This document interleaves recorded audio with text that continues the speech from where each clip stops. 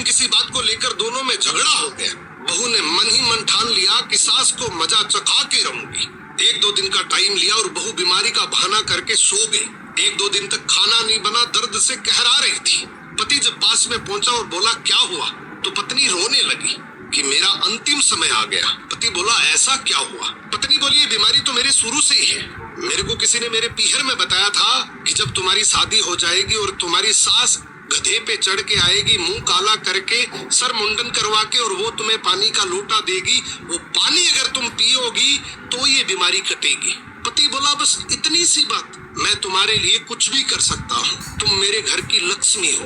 पति ने वैसा ही किया। पति अपने ससुराल पहुंचा, अपनी सास के पास जाके उदास होके बैठ गया। सास बोली जवाई जी क्या हुआ, आप इतने उदास क्यों हो? पति रोने लगा और बोला आपकी बेटी का अंतिम समय आ गया। सास बोली ऐसा क्या हुआ, क्या बीमारी लगी है? पति बोला डॉक्टरों वाली बीमारी नहीं है, उसे कुछ और ही तकलीफ है। सास बोली बताओ जवाई जी मैं कुछ कर सकती हूँ? पति बोला हाँ आप ही कर सकती है, पर मेरे को बताते हुए शर्म आ रही है, लेकिन यहाँ जान की बाजी है इसलिए मैं आपको बता रहा हूँ। अगर आप गधे पे चढ़ के आए, सर का मुंडन करवा के, मुंह काला करके, और पानी का लोटा आप अपनी बेटी को दे और वो पानी अगर आपकी बेटी पिए तो ठीक हो सकती है। सास बोली बस इतना ही?